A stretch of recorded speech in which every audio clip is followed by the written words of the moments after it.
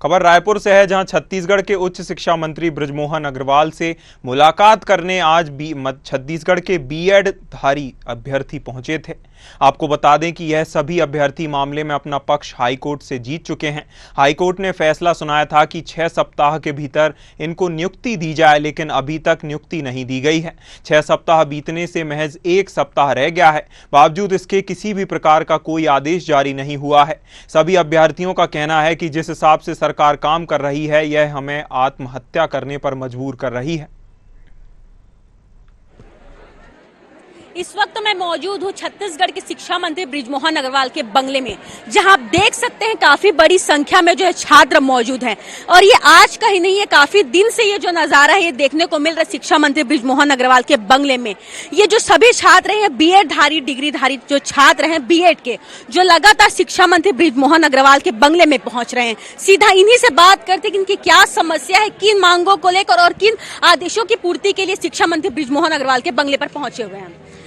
आप लोग काफी समय से शिक्षा मंत्री बृजमोहन अग्रवाल के बंगले पर पहुंच रहे हैं। आपके आदेश को सुना जा रहा है, नहीं सुना जा रहा है, किस तरह की मांगे और क्या सरकार से आप लोग अपेक्षा रखते हैं? हम लोग बीएड धारी सहायक शिक्षक हैं। मेरा नाम भावना बसोने है। मैं कांकेर में भी पदस्थ हूँ। लगभग 8 महीने से हम लोग को जॉब में कार्यरत है, लेकिन अभी जैसा हाईकोर्ट का आदेश आया है कि हमको 6 हफ्ते के भीतर हमारी भर्ती को निरस्त कर दी गई है। लगभग 1 हफ्ते का समय है हमारे पास, इसलिए हम लोग 12 मंत्रियों के मतलब हमारे हमको जिन पर भरोसा है हमारे शासन के ऊपर, तो उनसे हम एक आश्वासन चाहते हैं। हम चाहते हैं कि हाई कोर्ट में, सुप्रीम कोर्ट में हमें स्टे ऑर्डर दिलवाए।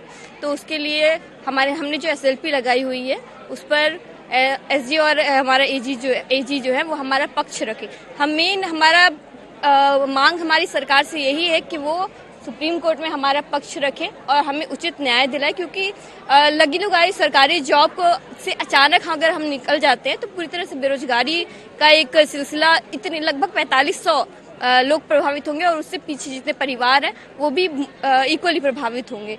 तो बस सरकार से ही हमारा दरख्वास्त है कि हमें न्याय दिलाए और हमारे नौकरी को बचा कर रखें।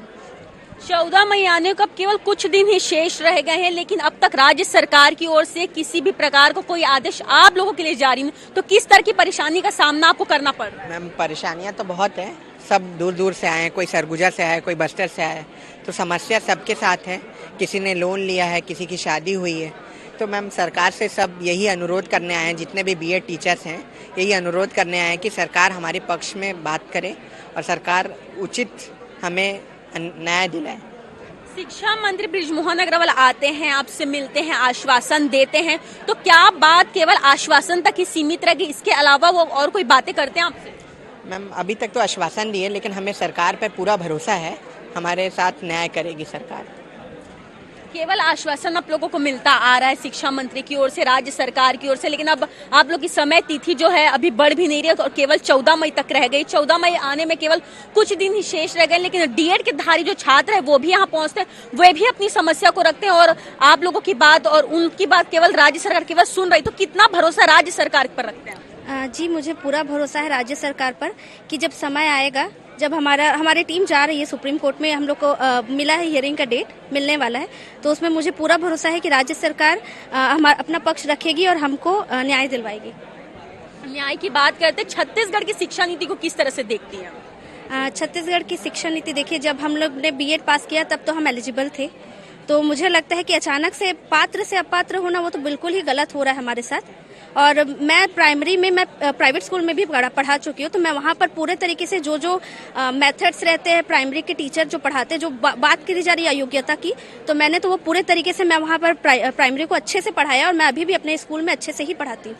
तो योग्य तो हम हैं और पढ़ा भी सकते हैं, तो बस सरकार की ही उम्मीद है कि हमको वो हमारा हेल्प करेंगे, कोर्ट में पक्ष रखेंगे। और बड़ी संख्या में बृजमोहन अग्रवाल के बंगले पहुंचे हुए सभी छात्रों के चेहरे पे जो है परेशानी साफ देखी जा सकती है, नाराजगी साफ देखी जा सकती है, क्योंकि जो शिक्षा मंत्री बृजमोहन अग्रवाल है और राज्य सरकार जो है लगातार केवल इनकी मांगों को सुन रही है और केवल आश्वासन दे रही है। और सुप्रीम कोर्ट की तरफ से आदेश जो है जारी हो चुका है, लेकिन उसे राज्य सरकार फॉलो नहीं कर रही है। अब देखना होगा कि शिक्षा मंत्री बृजमोहन अग्रवाल किस तरह से इनकी मांगों को सुनते हैं और किस तरह से इनकी परेशानियों का समाधान करते हैं।